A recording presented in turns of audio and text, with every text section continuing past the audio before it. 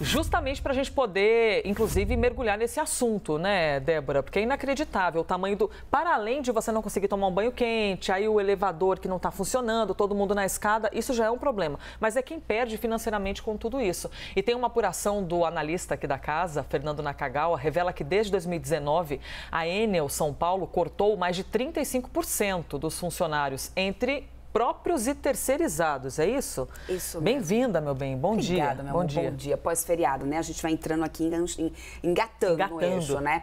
Um ótimo levantamento que o Nakagawa fez para poder a gente ter uma noção da dimensão, né? De como que está essa situação da Enel, do atendimento que tem sido prestado à população. E aí eu convido vocês para darem uma olhadinha aqui na tela, no recorte que a gente fez, só para poder a gente entender. A partir do momento em que a gente teve a Enel, a italiana, assumindo, né? Ali por meados de 2018, a administração da companhia, a gente tinha ali na casa dos 25 mil funcionários. É logo no início do que vocês acompanham aí nesse gráfico 2019. Essa parte amarelinha aí embaixo do gráfico significa que a gente tinha lá em 2019 6.468 funcionários próprios da Enel. 17.367 eram terceirizados. O tempo vai passando, houve um corte gigantesco. A gente vê isso logo depois de 2020, o que pode ser justificado ali por uma questão da pandemia, mas caiu bastante esse número de terceirizados, chegando agora ao terceiro tri, né, de 2023 a 11.503 terceirizados. E veja, funcionários próprios saiu de 6.468 para 3.863 funcionários. O que já seria um problema, Elisa, se a gente considerasse o número que a gente tem de pessoas, de clientes para serem atendidos. Se não tivesse aumentado esse número, só que além de tudo a gente aumentou. São cerca de 7% a mais de pessoas, de clientes. A gente fala a mais, ou seja, de CPFs, pessoas físicas, como também de empresas. A gente aumentou o número de pessoas e de clientes que a gente tem da Enel. Porém, a gente reduziu em 36% o número de funcionários da companhia. A matemática é um pouco que não bate. A gente deixou de ter... Antigamente, a gente tinha 307 clientes para serem atendidos a cada um funcionário. Esse número agora, Elisa, praticamente duplicou. Cada funcionário da Enel agora tem que atender 511 pessoas. 511 pessoas a população, seja aí de empresas, seja de pessoas físicas, ou seja, como conseguir prestar um bom atendimento se você aumentou e muito a capacidade, né, do que você, aliás, aumentou e muito o número de pessoas que você tem que atender, ou seja, diminuir a sua capacidade. É a matemática, não tem como você não pensar dessa forma. O milagre da multiplicação não tem como acontecer, né? Um funcionário está no mesmo lugar 500 vezes. A companhia alega que não houve, né, uma queda nesse atendimento, na eficiência desse aumento, inclusive eles argumentam que em 2019 a reação após fortes chuvas conseguiu religar ali cerca de 650 mil clientes em até 24 horas e que em 2023 essa capacidade de reação foi mais ampla, segundo eles, com quase 1 milhão de consumidores sendo reconectados. Na prática, o que a gente está vendo são pessoas, aí a gente acabou de mostrar, com mais de 50 horas sem energia elétrica e prejuízos que são imensuráveis. Eles não responderam especificamente à CNN e ao Fernando Nakagawa quanto ao porquê desse corte aí no quadro de funcionários, não trouxeram justificativas em relação a esse corte, que significa, no final das contas, um corte de 40% no pagamento. Eles alegam que estão fazendo, sim, investimentos na casa de R$1 bilhão por ano, estão sendo feitos, mas ainda assim a gente vem enfrentando problemas como esse, que não é uma novidade. Eu lembro que no comércio também, a gente também, claro, tem impactos fortes.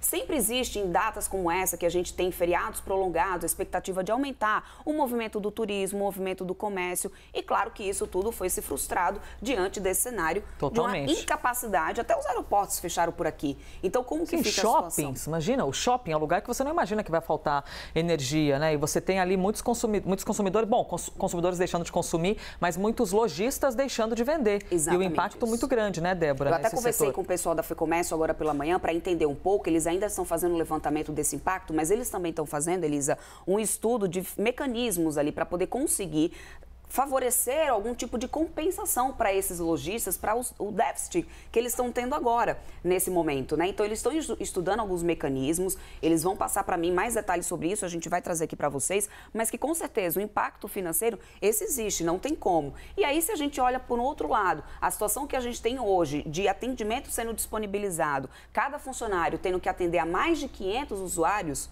é muita coisa. Num fim de semana de final de Libertadores, hein? Os bares, por exemplo, Fórmula muitos que não 1, abriram, Fórmula 1, coisas, né? Pode parecer uma besteira, mas você deixa de lucrar, deixa de contratar, deixa de movimentar o serviço. Pelo menos 500 mil imóveis estão no escuro, a gente acabou de falar isso, né? Há quase 3 dias. Uma delas é a Aline Marim, que conversa agora com a gente. Ela tem uma loja de doces em São Bernardo do Campo, leva doçura para as pessoas, é isso, minha querida? Mas precisa de energia para que isso aconteça. Você acabou perdendo o material, perdeu alguma parte do seu produto, Aline? Obrigada, hein, pela entrevista. Imagina, eu que agradeço. Bom dia. A Pudim Marim é um dos principais deliveries aqui no ABC. Toda semana nós produzimos em grande quantidade para atender todos os nossos clientes. Então, são centenas de clientes que já compram com a gente frequentemente, que já contam com os nossos produtos aos finais de semana. E nesse final de semana em específico, por conta da emenda de feriado, nós aumentamos ainda mais a nossa produção, né? Contanto que venderíamos mais por conta disso. E fomos surpreendidos na sexta-feira, logo pela manhã. Tivemos uma queda de energia que durou até às 14 horas. E às 16 horas, quando teve aquele vendaval, caiu novamente energia. Estamos até hoje, segunda-feira, sem energia, totalmente no escuro. Há praticamente quase 4 dias sem energia.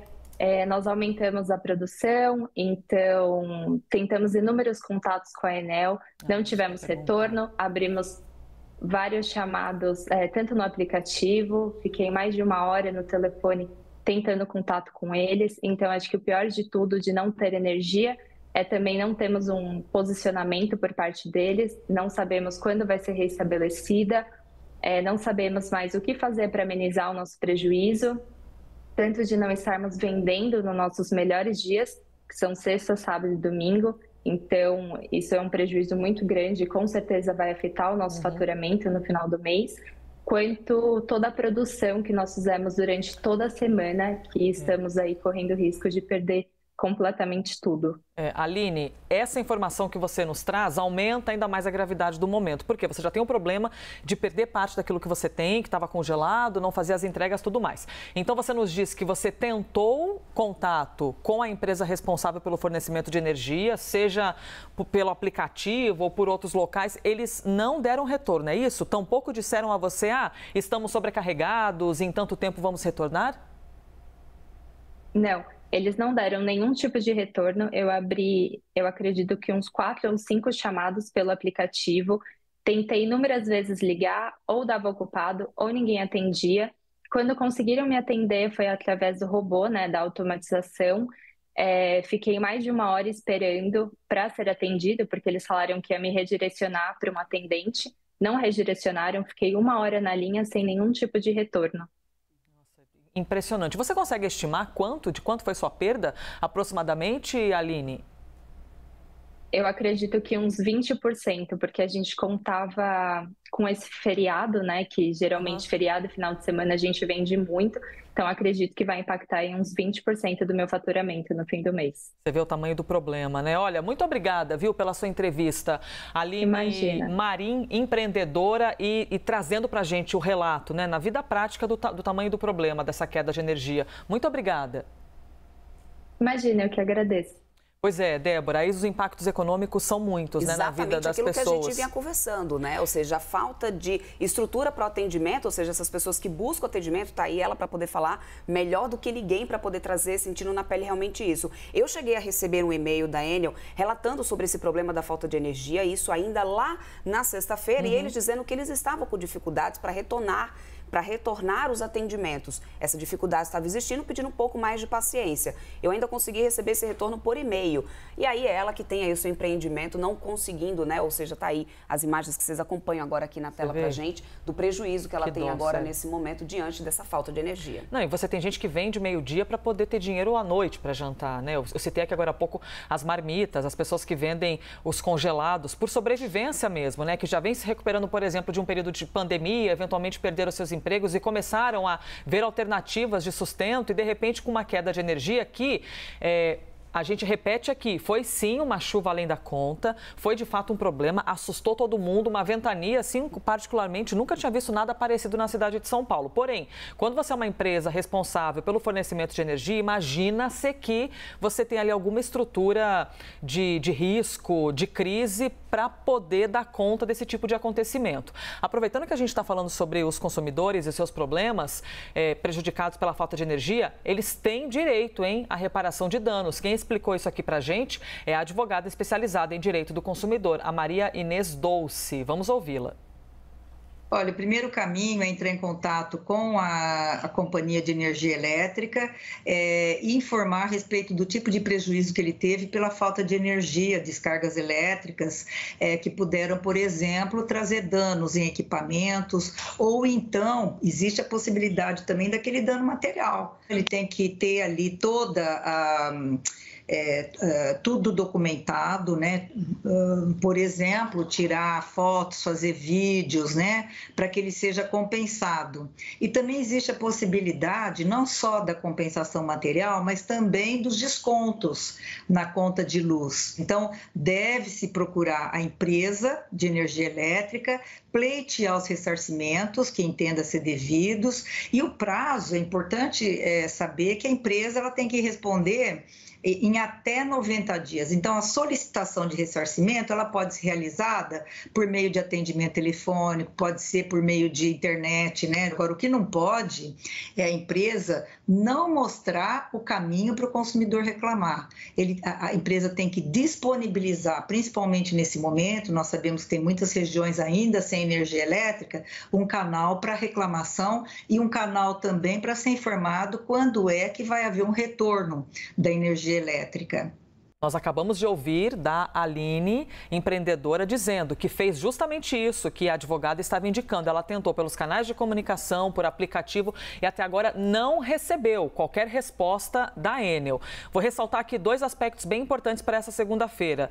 Primeiro, tem uma reunião prevista para hoje na Prefeitura de São Paulo, 4h30 da tarde, com as distribuidoras, Prefeitura e a ANEEL, a Agência Nacional de Energia Elétrica, para discutir o que vão fazer daqui para frente. Tem previsão também de coletiva de imprensa do diretor-geral da ANEEL. Além disso, tem reunião prevista com o governador do estado de São Paulo e fornecedores desse tipo de serviço, né, Débora? E o governador disse que vai exigir que haja o ressarcimento por parte da Enel de quem teve problema, que isso já é uma regra básica, né? É direito do consumidor. Ele vai exigir algo que é o que já existe. Você tem a prestação de um serviço, você tem o direito de exigir os seus problemas. E aí, lógico, vai refletir também na própria Enel, né, que deve ter um prejuízo enorme, mas por causa de um serviço que foi interrompido. Essa conta, alguém vai ter que pagar no final das contas, Elisa. Vai pesar para algum lado efetivamente. O fato é que, se você já tem uma dificuldade para conseguir ter um retorno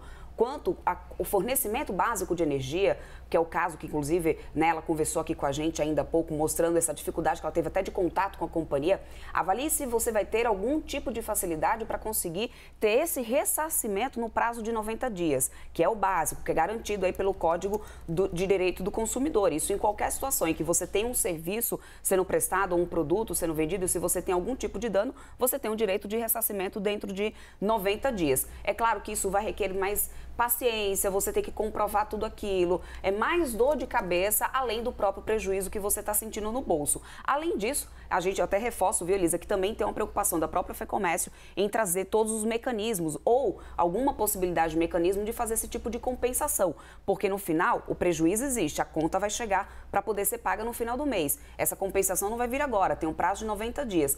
Vai pesar de alguma maneira para o consumidor, mas também vai pesar para a companhia elétrica e no fim esse equilíbrio vai ter que ser achado. Eu lembro de novo, é apenas um funcionário para poder atender a mais de 500 clientes, 500 pessoas, seja pessoa física ou pessoa jurídica hoje em dia. Uma demanda praticamente dobrada desde quando a companhia assumiu e que de lá para cá só vem reduzindo o seu quadro de funcionários. A gente acabou de citar a questão dos consumidores dentro de suas casas, consumidores residenciais, mas tem o lance do comércio, né, que sofre muito nessas horas. O comércio também foi muito afetado por esse apagão, por isso a gente conversa agora com Percival Maricá, Maricato é diretor institucional da Abrazel, Associação Brasileira de Bares e Restaurantes do Estado. Muito obrigada pela gentileza de conversar com a gente. Já começo lhe perguntando se existe um balanço, uma estimativa do prejuízo com esse apagão desde sexta-feira. Bem-vindo. Nós estamos no início das avaliações, mas já chegamos à conclusão que pelo menos metade do setor perdeu, né? 60% foi atingido e pelo menos 48%, 49% já dizem que tiveram prejuízos de leves a moderados e 50% praticamente dizem que a Enel demorou demais para atender as reclamações. Então, tudo isso ainda vai ser avaliado para ver qual vai ser a reação da Abrazel. Além de questionar a própria privatização, que era para melhorar o serviço, vai agir judicialmente em ação coletiva ou em ações individuais para obter o ressarcimento para os proprietários de bares e restaurantes. O registro é que desde sexta-feira tenha havido esse corte de energia. A gente está falando de um feriadão em que muitas pessoas, não é, Percival, acabam indo a restaurantes, a bares. Nós tivemos a Fórmula 1 aqui na cidade de São Paulo, ou seja, muitos turistas que vêm para a cidade. A gente teve, por exemplo, a Avenida Paulista, que costuma ficar fechada aos domingos e traz aqui milhares de pessoas. Manteve-se aberta, porque com semáforos quebrados, eles não fecharam a Paulista. Final da Libertadores, que também leva muita gente para os bares, ou seja, a gente está falando de um problema muito grande, né, para essa que é a cidade mais turística, uma das mais turísticas do país. Pois é, de uma cidade movimentada, agitada, com um comércio muito ativo, a gente vira praticamente um cemitério, né, porque realmente as pessoas saírem à rua sem energia fica inviável, bar e restaurante fica inviável. Hoje em dia quase tudo é eletrônico. Então, você perde na conservação dos produtos, porque mais de 24 horas eles perdem qualidade, pode se estragar completamente. Você perde no não atendimento dos clientes, todo mundo perde. Os garçons, que são milhares em São Paulo, mais de 100 mil, perdem a gorjeta. Esse serviço, ele tem que ser, portanto, muito ágil, ele tem que ter plantões, ele tem que ter, numa hora dessa, forma de se recuperar. Não acredito que possa se evitar eventos de força maior, como é um furacão, uma coisa dentro do clima.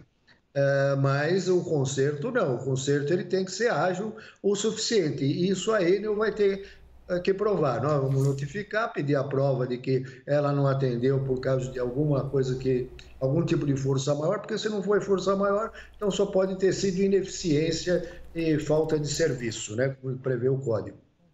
Nós seguimos aqui ao vivo conversando com Percival Maricato, diretor da Abrazel. Débora, por favor. Percival, eu quero agora contar um pouco também com a experiência do senhor aqui para trazer um pouco da análise que o senhor faz em relação ao serviço prestado pela ANEEL, porque eu acabo de trazer aqui um levantamento feito para o nosso time aqui da CNN, de que houve uma redução no quadro de funcionários de 36% pelo menos, desde quando a ANEEL assumiu, né, a administração aí do fornecimento de energia aqui no estado. A gente sabe que, aqui no município inclusive, a gente sabe que não é a primeira vez que esse tipo de coisa acontece, outros apagões aconteceram e não faz muito tempo. Então, qual que é a avaliação desse serviço que é prestado hoje pela ANEEL aqui, principalmente na capital? Ele piorou bastante, por isso que eu falo que tem que se questionar, ir lá atrás, ir mais longe, ir mais fundo e questionar a privatização, que não está sendo cumprido. As autoridades sempre falam que privatizam para melhorar o serviço não melhorou. Na pandemia ela já nos prejudicou muito, porque ela, para não mandar o funcionário ler o relógio, segundo ela, para proteger o funcionário, mas a nosso ver, porque não tinha funcionário suficiente para isso, numa época de maior dificuldade, ela acabava mandando média de conta dos 12 meses anteriores, o que não tinha nenhum valor, porque se você está fechado, você não está gastando pela média dos meses anteriores. Então, nosso escritório já ganhou diversas ações judiciais individuais para donos de bares e restaurantes, exatamente por causa disso, provando que o serviço não funcionou. E ela, em vez de resolver esse problema, aliás, não atendia ninguém na época, né? Atendia aquele negócio de telefone, resposta gravada, aquelas coisas. Em vez de melhorar, como a gente vê, continuou ruim. Então, é uma discussão muito mais ampla do que ações judiciais eventuais que se vai fazer na sociedade, cobrar pequenos prejuízos, o governador resolver e ela fazer lá indenização genérica lá para um fundo difuso, nós precisamos realmente de resolver. Não é possível parar uma cidade como São Paulo. Imagina o prejuízo disso, né? Não só para bar e restaurante, mas para até hospitais, às vezes sofrem, porque até você conseguir um gerador para funcionar, coisa parecida, tudo fica imprevisível. E até nós conversamos... O trânsito congestiona, as ambulâncias também ficam no trânsito. É um perigo enorme. Totalmente. Nós conversamos aqui com um representante da Enel que disse: em 30 anos nunca houve um registro de um problema como esse, né? O nosso serviço é bem prestado e tudo mais. E lógico, o espaço está sempre aberto para posicionamentos. Porém, como fazer, não é, Percival, para resolver esse problema de bares e restaurantes com uma rapidez maior? Porque as pessoas tiveram prejuízo agora. Se você vai judicializar o assunto, ainda tem isso, né? Daqui a quanto tempo que isso vai ser resolvido para que esses bares e restaurantes, empresários, pequenos empresários, médios, grandes, tenham o seu retorno financeiro do prejuízo que tiveram? Pois é, ela vai dificultar tudo, como dificultou a questão da pandemia. Quem não entrou em juízo não recebeu o ressarcimento. E agora nós estamos orientando os associados, vamos fazer plantão aqui na Abrazel, e ainda posso denunciar que 15% dos estabelecimentos, segundo uma pesquisa feita ainda agora de manhã, 15% ainda não tiveram a luz religado, desses que foram atingidos. Portanto, é um prejuízo imenso. Para um pequeno empresário que vive num parco equilíbrio entre receita e despesa, isso é terrível, né? Para os próprios trabalhadores, isso é terrível. Então, a gente espera realmente soluções definitivas e não paliativas, né? Não esse negócio de vir lá conversar, os homens lá dão uma indenização aí. Como eu falei, tem que se resolver esse problema. São Paulo não pode parar por causa de energia. Nós não estamos no século XVIII, XIX, estamos no século XXI. Conversamos com Percival Maricato, diretor da Abrazel, Associação Brasileira de Bares e Restaurantes aqui de São Paulo. Muito obrigada, de verdade. Torcemos aqui por uma solução o mais célere possível. Obrigada, Percival. Pois não, eu que agradeço a oportunidade. Bom dia. Muito obrigada. Pois é, muito importante que nós possamos trazer aqui esses diferentes setores da sociedade. Eu reitero aqui, segundo os dados da Abrazel, então quase 24% dos bares e restaurantes da cidade de São Paulo ficaram sem energia, 46% tiveram prejuízos leves a moderados e quase 50% consideram a resposta da Enel insatisfatória, ou seja, um serviço que é prestado e os consumidores não têm uma resposta. E isso vai dar muito o que falar, hein? Flávio Dino, ministro da Justiça, acabou de fazer uma postagem nas redes sociais. O Ministério da Justiça, por meio da Secretaria Nacional do Consumidor, vai notificar a concessionária de energia elétrica em São Paulo para explicar a interrupção nos serviços essenciais. Outras iniciativas serão anunciadas pelo secretário Wadi Damul, que faz parte também do braço de trabalho do Ministério da Justiça.